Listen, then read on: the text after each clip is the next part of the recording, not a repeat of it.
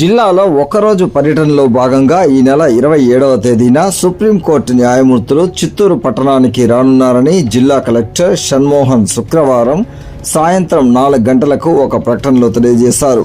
ఈ నెల 27వ తేదీన శనివారం చిత్తూరు జిల్లా నూతన ప్రధాన న్యాయస్థాన భవన సముదాయాల ప్రారంభోత్సవ కార్యక్రమంలో పాల్గొనడంలో భాగంగా సుప్రీంకోర్టు న్యాయమూర్తి జస్టిస్ బిఆర్ గవాయ్, సుప్రీంకోర్టు న్యాయమూర్తి జస్టిస్ ఎస్విఎన్ భట్టీలు చిత్తూరుకు రానున్నట్టు తెలియజేశారు. సుప్రీంకోర్టు న్యాయమూర్తి జస్టిస్ శ్రీ బిఆర్ గవాయ్ ఈ నెల 26న శుక్రవారం బెంగళూరు నుండి బయలుదేరి రాత్రి 8:30 చిత్తూరుకు చేరుకొని రాత్రి బస చేస్తారని, మరుసటి రోజు ఉదయం 9:30 జిల్లా ప్రధాన న్యాయస్థానంలో నూతన భవన సముదాయాల ప్రారంభోత్సవ కార్యక్రమంలో పాల్గొని అనంతరం మధ్యాహ్నం 1 గంటకు చెన్నై బయలుదేరుతారని తెలిపారు. సుప్రీంకోర్టు న్యాయమూర్తి జస్టిస్ ఎన్విఎన్ భట్టి ఈ నెల 27వ తేదీ శనివారం మదనపల్లి నుండి బయలుదేరి 8:30 చిత్తూరుకు చేరుకొని 9:30 జిల్లా ప్రధాన న్యాయస్థాన నూతన భవన సముదాయాల ప్రారంభోత్సవ కార్యక్రమంలో పాల్గొంటారని, అనంతరం మధ్యాహ్నం 1:30 మదనపల్లికి తిరుగు ప్రయాణం అవుతారని తెలియజేశారు. చిత్తూరు జిల్లా పూతలపట్టు నియోజకవర్గం ఐరాల మండల కేంద్రంలోని ముదిగోళం పంచాయతీకి చెందిన రైతు నాగభూషణం నాయుడు స్థానిక తహసీల్దార్ కార్యాలయం వద్ద శుక్రవారం మధ్యాహ్నం 12 గంటలకు ఆందోళన చేపట్టారు. తనకు సంబంధించిన భూమి సర్వే చేయకుండా రెవెన్యూ అధికారులు కాలయాపన చేస్తున్నారని, 4 సంవత్సరాలుగా కార్యాలయం చుట్టూ తిరుగుతున్నా అధికారులు పట్టించుకోకపోవడంతో తనకు ఇంకా ఆత్మహత్య శరణమని కార్యాలయం వద్ద నిరసనకు దిగారు. తహసీల్దార్ శ్రీనివాసులు సైతం అవినీతి పనులతో చేతులు కలిపి తనను మరింత ఇబ్బందులకు గురి చేస్తున్నారని వాపోయారు. అనంతరం తహసీల్దార్ వాహనానికి అడ్డంగా పడుకుని నిరసన చేపట్టారు. దీంతో పోలీసులకు తహసీల్దార్ సమాచారం ఇవ్వగా సంఘటనా స్థలానికి చేరుకొని పోలీసులు రైతులకు నచ్చజెప్పారు.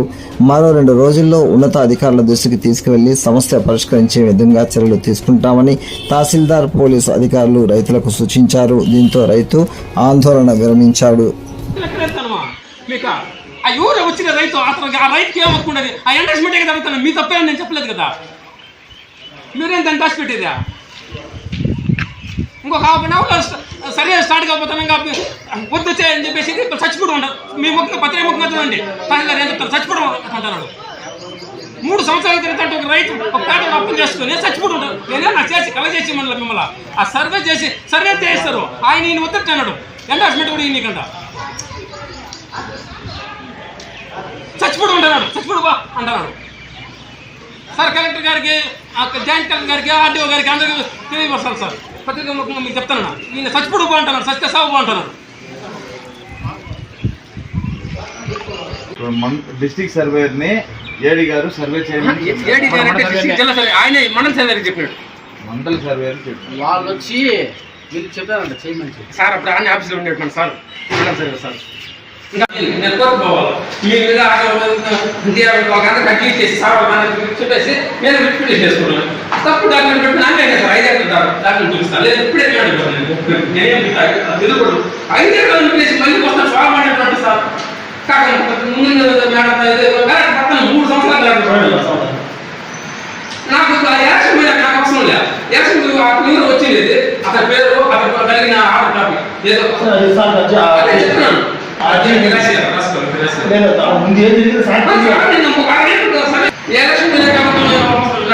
ఇప్పుడు ఆయన ఏడిగా సార్ అడిగితే అన్ని రికార్డులు ఎంఆర్ ఆఫీస్ ఉంటాయి. ఎంఆర్ సార్ మండల సార్ చెప్పాడు, ఏడిగా చెప్పినారు. బౌండరీ అయితే సుప్రీంకోర్టు హైకోర్టు బౌండరీ ఇచ్చేసి వీడియో తీసుకొని ఫోటో తీసుకొని రాయడానికి చేసుకుని అని చెప్పాడు. అక్రమంగా విక్రయిస్తున్న 60,000 రూపాయలు విలువ చేసే రేషన్ బియ్యం బస్తాలను స్వాధీనం చేసుకుని నిందితునిపై కేసు నమోదు చేసినట్లు 2 టౌన్ ఎస్ఐ ప్రసాద్ తెలిపారు.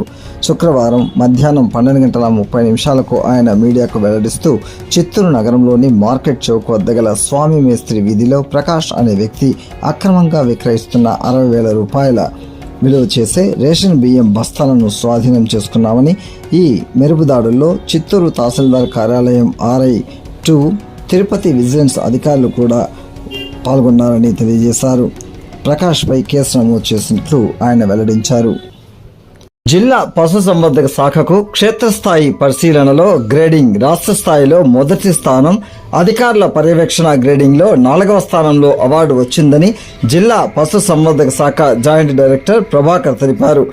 శుక్రవారం మధ్యాహ్నం 12 గంటలకు ఆయన మీడియాకు వెల్లడిస్తూ ఈ నెల 24వ తేదీన రాష్ట్ర స్థాయిలో జరిగిన సమీక్షా సమావేశంలో చిత్తూరు జిల్లాకు క్షేత్రస్థాయి కేంద్రాల గ్రేడింగ్ లో మొదటి స్థానం, జిల్లా స్థాయి అధికారుల గ్రేడింగ్ లో 4వ స్థానం కైవసం చేసుకున్నట్టు తెలిపారు. ఇందులో భాగంగా 2300 చాప్ కటర్స్ సరఫరా చేశామని, 570 మెట్రిక్ టన్నుల పశుగ్రాస విత్తనాలను పంపిణీ చేశామన్నారు. పశు విజ్ఞాన బడిలో కూడా రాష్ట్ర స్థాయిలో మొదటి స్థానంలో నిలిచామన్నారు. 2023-24 ఏడాదికి పశు బీమా కింద బడ్జెట్ వినియోగంలో మొదటి స్థానంలో ఉన్నామన్నారు. ఇప్పటి వరకు 1505 పశువులు మృతి చెందగా వాటికి సంబంధించి 67% బీమా క్లెయిమ్ విడుదల చేయడం జరిగిందన్నారు. జిల్లాలో 13 పశు సంచార కేంద్రాలు రైతులకు సమాచారం ఇస్తూ సమర్థవంతంగా పనిచేస్తుందని తెలిపారు. మంచి ప్రతిభను కనబరిచేటువంటి ఆఫీసర్స్ను గుర్తించడం జరిగింది, డిస్ట్రిక్ట్ ఆఫీసర్స్ను. దీంట్లో మనకు చిత్తూరు జిల్లాకు ఇన్స్టిట్యూషనల్ గ్రేడింగ్ అంటే క్షేత్రస్థాయి కేంద్రాల యొక్క పనితీరులో గ్రేడింగ్లో చిత్తూరు జిల్లా మొదటి స్థానంలో నిలిచింది. అదేవిధంగా డిస్ట్రిక్ట్ అనిమల్ హస్బెండరీ ఆఫీసర్స్ పర్ఫార్మెన్స్లో చిత్తూరు జిల్లా 4వ స్థానంలో, 5 స్థానాలు ప్రతిభ కనబడేటువంటి ఆఫీసర్స్కు అవార్డ్స్ ఇవ్వడంలో చిత్తూరు జిల్లా 4వ స్థానంలో నిలిచింది. సో మనం ఒక ఆస్పెక్ట్లో చిత్తూరు జిల్లా స్టేట్లో మొదటి స్థానంలో, 2వ అంశంలో రాష్ట్ర స్థాయిలో 4వ స్థానంలో రావడం జరిగింది. అందుకని మనకు స్టేట్ లెవెల్ అవార్డు చిత్తూరు జిల్లాకు ప్రకటించడం జరిగింది.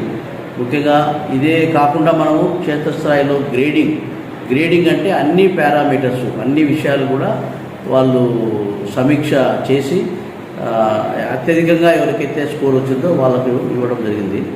అదేవిధంగా ఇది కాకుండా మనం చిత్తూరు జిల్లాలో గత ఆర్థిక సంవత్సరంలో 570 మెట్రిక్ టన్నుల పశుగ్రాస విత్తనాలు, మొక్కజొన్న, జొన్న సప్లై చేయడం జరిగింది సబ్సిడీలో 75%. అదేవిధంగా చాప్ కట్టర్స్ ఇవ్వడం జరిగింది. చాప్ కట్టర్స్ కూడా 2300 చాప్ కట్టర్లు ఇవ్వడం జరిగింది.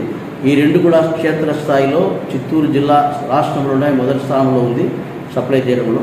అదేవిధంగా ఇది కాకుండా మనము పశు విజ్ఞాన బడి అని చెప్పేసి, తర్వాత పీకేసీసీ అంటే పశు కిసాన్ క్రెడిట్ కార్డ్ సప్లై చేయడంలో కూడా మనకు ఈ అవార్డు ప్రకటించడం జరిగింది. సెక్రటరీ స్పెషల్ సిఎస్ అన్నారు స్పెషల్ వేది గారికి ధన్యవాదాలు తెలియజేస్తున్నాను. చిత్తూరు జిల్లా పూతలపట్టు నియోజకవర్గం బంగారుపాలెం మండల కేంద్రంలోని జిల్లేడుపల్లి పంచాయతీలో కొత్తూరు గ్రామాలలో వైఎస్ఆర్సీపీ పార్టీ శుక్రవారం గడప గడపకు కార్యక్రమాన్ని నిర్వహించారు.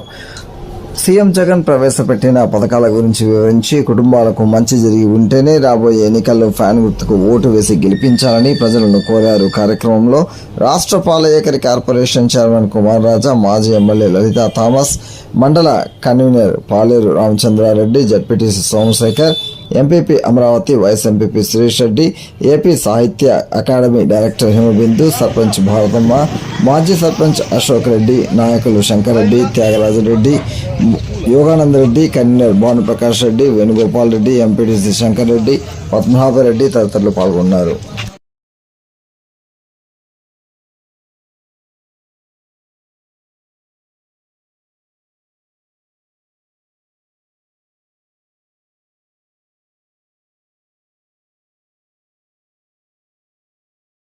ఈ నెల 27వ తేదీన చిత్తూరు నగరంలో నూతన కోర్టు ప్రారంభం కానుంది. ఇందులో భాగంగా గురువారం రాత్రి విద్యుత్ దీపాలంకరణతో కోర్టు ప్రాంగణం అంతా షామియానాలు, ఇతర భారీ ఏర్పాట్లను చేపట్టారు.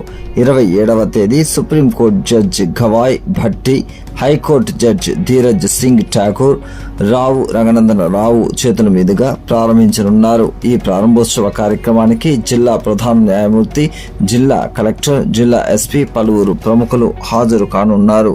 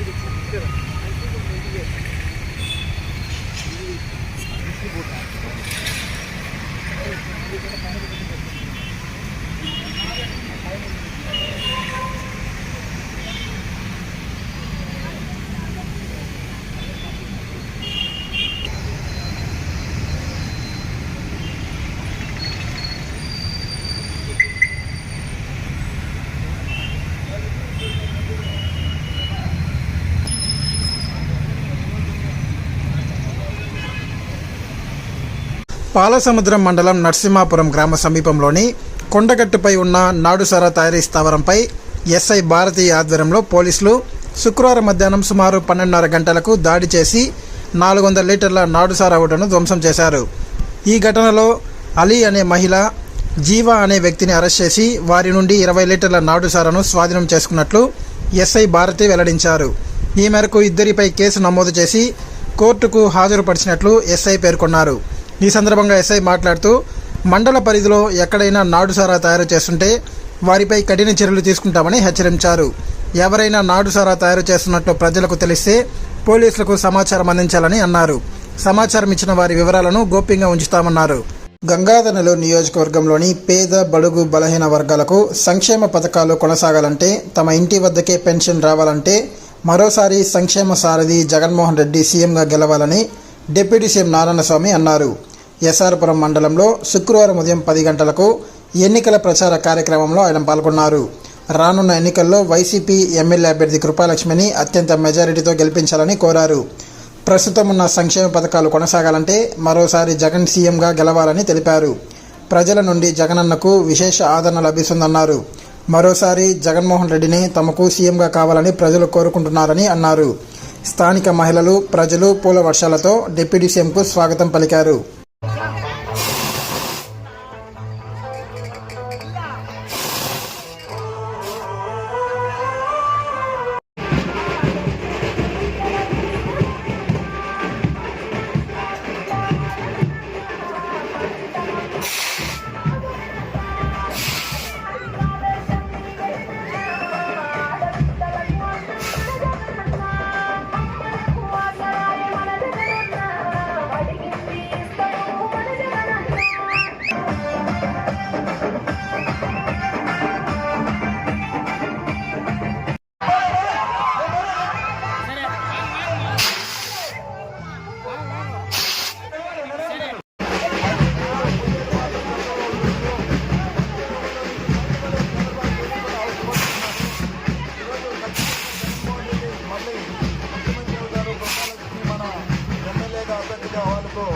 కానుక ఇస్తామని మీ సందర్భంగా నేను తెలుపుకుంటున్నాను. మీ ప్రకారం ఏదనుకున్నా అదే పని చేస్తారు కాబట్టి ఈ రోడ్డు అయితే తిరుగుతున్న ఇంటర్నల్ రోడ్డు కాబట్టి ఆ ఇంటర్నల్ రోడ్డు తప్పకుండా మినిస్టర్తో అదేవిధంగా ఎమ్మెల్యేతో చెప్పి ఆ రోడ్డును శాంక్షన్ చేయించుకొని ఖచ్చితంగా మళ్ళీ మీ దగ్గరికి వచ్చేటప్పుడు రోడ్డు వేసి అదే ఖచ్చితంగా ఇస్తారు కాబట్టి ఈ రోడ్డు అయితే తిరుగుతున్న ఇంటర్నల్ రోడ్డు కాబట్టి ఆ ఇంటర్నల్ రోడ్డు తప్పకుండా మినిస్టర్తో అదేవిధంగా ఎమ్మెల్యేతో చెప్పి ఆ రోడ్డును శాంక్షన్ చేయించుకొని ఖచ్చితంగా మళ్ళీ మీ దగ్గరికి వచ్చేటప్పుడు రోడ్డు వేసి అదే ఖచ్చితంగా. ఏప్రిల్ 29 నుండి మే 1వ తేదీ వరకు కార్వేటి నగరం శ్రీ వేణుగోపాల స్వామి వారి వార్షిక వసంతోత్సవాలు జరుగుతాయని టీటీడీ అధికారులు శుక్రవారం మధ్యాహ్నం 2:30 గంటలకు ఒక ప్రకటనలో పేర్కొన్నారు. ఈ సందర్భంగా వారు మాట్లాడుతూ వసంతోత్సవాల్లో భాగంగా ప్రతిరోజు ఉదయం సుప్రభాతంతో స్వామివారిని మేల్కొల్పి కొలువు, పంచాంగ శ్రవణం, అర్చన నిర్వహిస్తారు. మధ్యాహ్నం 2:30 నుండి 3:30 గంటల వరకు శ్రీ రుక్మిణి సత్యభామ సమేత శ్రీ వేణుగోపాల స్వామి వారి ఉత్సవాలకు స్నప్న తిరుమంజనం, ఆస్థానం వైభవంగా నిర్వహిస్తారు. ఇందులో భాగంగా పాలు, పెరుగు, తేనె, కొబ్బరి నీళ్లు, పసుపు, చందనములతో అభిషేకం చేశారు. ఈ సందర్భంగా 3 రోజుల పాటు సాయంత్రం 5:30 నుండి రాత్రి 7:30 గంటల వరకు ఆలయ 4 మాడ వీధుల్లో స్వామి అమ్మవార్లను ఘనంగా ఊరేగించనున్నారు. ఈ సందర్భంగా టీటీడీ ధార్మిక ప్రాజెక్టుల ఆధ్వర్యంలో ప్రతిరోజు ధార్మిక, సంగీత కార్యక్రమాలు నిర్వహిస్తారన్నారు. జిల్లా వ్యాప్తంగా ఉన్న ప్రభుత్వ పాఠశాలల ప్రధాన ఉపాధ్యాయులకు, ఎంఈఓలకు యుడైస్ 2023-24 పాఠశాల అభివృద్ధి ప్రణాళికను పూర్తి చేయడంలో నిర్లక్ష్యంగా వ్యవహరించారన్న ఉద్దేశంతో షోకాజు నోటీసులు డీఈఓ ఇవ్వడాన్ని తీవ్రంగా ఖండిస్తున్నామని యూటీఎఫ్ రాష్ట్ర ప్రధాన కార్యదర్శి జీవి రమణ శుక్రవారం సాయంత్రం 4:30 గంటలకు ఒక ప్రకటనలో ఖండించారు. ఈ సందర్భంగా ఆయన మాట్లాడుతూ డీఈఓ దేవరాజు జిల్లా వ్యాప్తంగా ఉన్న 213 మందికి పైగా హెచ్ఎంలకు, మండల విద్యాశాఖ అధికారులకు నోటీసులు జారీ చేయడం జరిగిందన్నారు. జిల్లా వ్యాప్తంగా చాలా పాఠశాలలకు యూడైస్ పూర్తి చేసే సమయానికి రూటర్లు సరఫరా చేయకపోవడం వల్ల ఇతర మండలాలకు అప్పటికే సరఫరా జరిగి ఉండడం వలన తమ పాఠశాలకు ఇంటర్నెట్ సౌకర్యం లేదని ప్రధానోపాధ్యాయులు భావించడం జరిగిందన్నారు. రూటర్ల సమయానికి సరఫరా చేయకపోవడం అనేది కేవలం జిల్లా విద్యాశాఖ అధికారుల నిర్లక్ష్యం మాత్రమే అవుతుంది తప్ప హెచ్ఎంలు ఎంఈఓలది కాదన్నారు. షోకాజ్ నోటీస్ ఇవ్వడంలో కూడా జిల్లా విద్యాశాఖ నిర్లక్ష్యంగా వ్యవహరిస్తూ ఇష్టం వచ్చినట్టు ఉపాధ్యాయులకు షోకాజ్ నోటీసులు ఇచ్చారన్నారు. బోధనేతర కార్యక్రమాల్లో చిన్న చిన్న కారణాలు చూపి ఇలా చేయడము సమంజసం కాదని యూటీఎఫ్ పక్షాన తెలియజేస్తున్నామన్నారు. ముఖ్యంగా ఉపాధ్యాయులు, ఎంఈఓలు, టెక్నికల్ ఆపరేటర్లు, ఇంజనీర్లు కాదనే విషయాన్ని ఉన్నతాధికారులు గ్రహించాలని కోరారు. ఇప్పటికే ఎంఈఓలు, హెచ్ఎంలు తీవ్ర పని ఒత్తిడిలో ఉన్నారని, వేసవి సెలవులు మొదలైన రోజే షోకాజ్ నోటీసులు ఇచ్చి వివరణ ఇవ్వమని కోరడం మరింత ఒత్తిడికి గురి చేయడము సమంజసం కాదన్నారు. వెంటనే షోకాజ్ నోటీసు వెనక్కి తీసుకోవాలని యూటీఎఫ్ తరఫున డిమాండ్ చేస్తున్నామన్నారు. చిత్తూరు నగరంలోని మిట్టూరులో ఉన్న జన విజ్ఞాన వేదిక కార్యాలయంలో వేసవి శిక్షణ శిబిరాన్ని శుక్రవారం మధ్యాహ్నం 12 గంటలకు జిల్లా ఉపాధ్యక్షులు చెస్ కోచ్ అరుణశివ ప్రసాద్ ఆధ్వర్యంలో ప్రారంభించారు. ఈ సందర్భంగా ఆయన మాట్లాడుతూ విద్యార్థులు సెల్ ఫోన్లకు బానిసైన సందర్భంగా చెస్ నేర్చుకోవడం ద్వారా తమ మేధోశక్తి, ఏకాగ్రతను పెంచుకోవడానికి దోహదపడుతుందన్నారు. పర్యావరణ విభాగం కన్వీనర్ సుధాకర్ మాట్లాడుతూ ఈ క్యాంప్ మే 4వ తేదీ వరకు జరుగుతుందని, మే 1వ తేదీ నుండి విద్యార్థులకు చెస్ పై పోటీలు నిర్వహిస్తామన్నారు. జన విజ్ఞాన వేదిక జిల్లా అధ్యక్షులు గిరిధర్ మూర్తి మాట్లాడుతూ ఇండోర్ గేమ్స్ ఉత్తమమైనదని, అందులో చెస్ ప్రత్యేకమైనదని విద్యార్థులకు తెలియజేశారు. విజయ్ కుమార్ మాట్లాడుతూ ఈ ఉచిత చెస్ శిబిరాన్ని విద్యార్థులు సద్వినియోగం చేసుకోవాలని కోరారు. ఈ కార్యక్రమంలో సభ్యులు రాజశేఖర్, విజయ్, వేణుగోపాల్ తదితరులు పాల్గొన్నారు. గర్భాలలోతు జయించింది చదువు, అంతరిక్ష రహస్యాల ఆవిష్కరణే చదువు, మానవ విజ్ఞానానికి ఆలంబన చదువు, మానవ విజ్ఞానానికి ఆలంబన చదువు, అజరామర చరిత్రకు దర్పణమే చదువు. చదవాలిరా ఎన్ని ఆటంకాలొచ్చినా, చదువు లేకపోతే మన భవిత పెద్ద సున్నా. చదవాలిరా ఎన్ని ఆటంకాలొచ్చినా, మానవతా మందిరంలో దేవుడు రా చదువు, శాంతి కోరు వైతాళిక గీతం రా చదువు.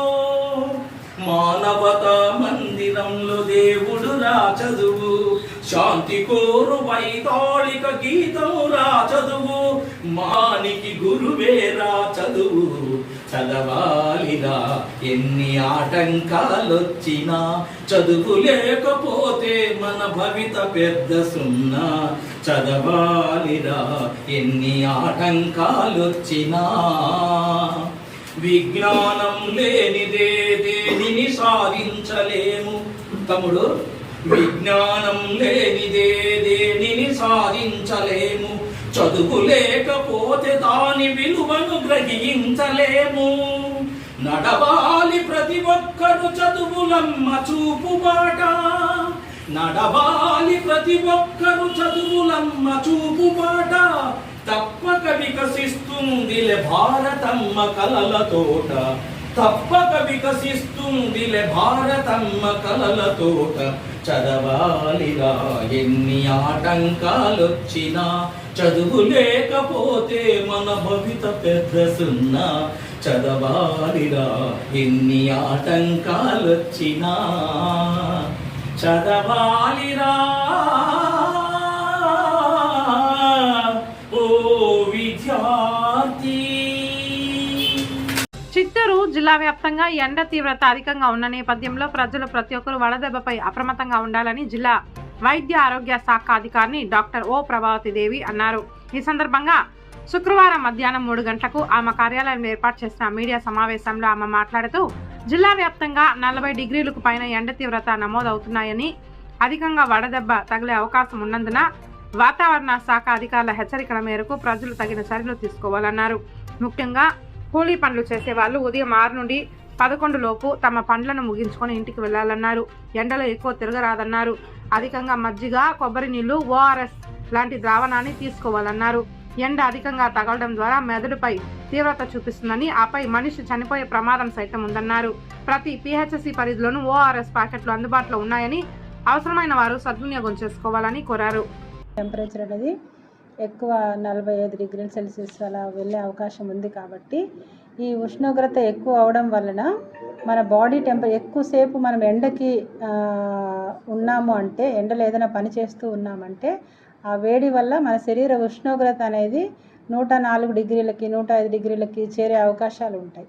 సో దీనివల్ల సరైన నీరు తీసుకోకపోవడం వల్ల ఈ ఉష్ణోగ్రత ఎక్కువ అవడం వల్ల వాళ్ళకి డీహైడ్రేషన్ అనేది వచ్చి మెదడు మీద కూడా ప్రభావం చూపించడం వల్ల వాళ్ళు కళ్ళు తిరిగి పడిపోవడము, టెంపరేచర్ ఎక్కువ చూపిస్తుంది. వాళ్ళని కానీ పట్టుకుంటే వేడిగా ఉంటారు, ఒళ్ళంతా కూడా డ్రైగా అయిపోతుంది.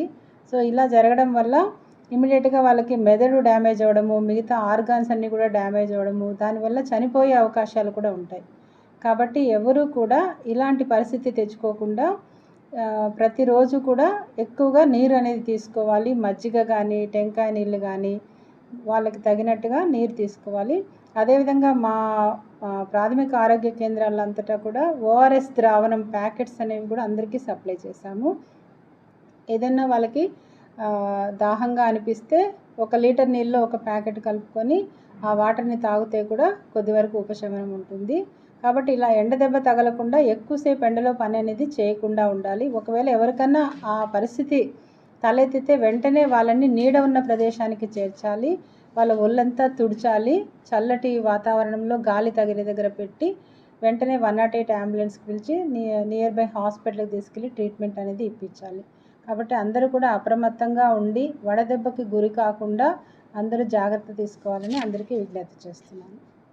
జిల్లాలో ఎండ తీవ్రత, ఉష్ణోగ్రత అధికంగా ఉండడంతో వేడి గాలి తీవ్రత మరింత అధికంగా ఉందని పాడి రైతులు అప్రమత్తంగా వ్యవహరించాలని జిల్లా పశుసంవర్ధక శాఖ జేడీ ప్రభాకర్ అన్నారు. ఈ మేరకు శుక్రవారం మధ్యాహ్నం 2 గంటలకు ఆయన కార్యాలయంలో ఏర్పాటు చేసిన మీడియా సమావేశంలో ఆయన మాట్లాడుతూ, చిత్తూరు జిల్లాలో సంకర జాతి పశువులు అధికంగా ఉన్న నేపథ్యంలో ఎక్కువ ఎండ తగలకుండా ఉదయం పూట, సాయంత్రం మాత్రమే పశువులను మేతకు తీసుకువెళ్లాలన్నారు.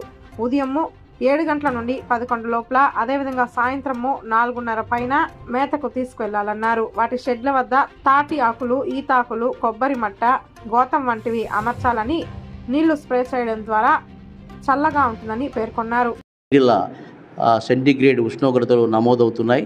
రాబోయే రోజుల్లో ఇంకా అత్యధిక 49-50 డిగ్రీల వరకు టెంపరేచరు హైక్ అయ్యేదానికి అవకాశం ఉందని వాతావరణ నిపుణులు తెలియజేస్తున్నారు. ఈ సందర్భంగా రైతు సోదరులు, ముఖ్యంగా పాడి రైతులు, మేకలు, గొర్రెల రైతులు, తర్వాత ఈ కోళ్ల రైతులకు నేను తెలియజేయడం ఏమంటే, ముఖ్యంగా ఈ మన చిత్తూరు జిల్లా సంకరజాతి ఆవులకు ప్రసిద్ధి.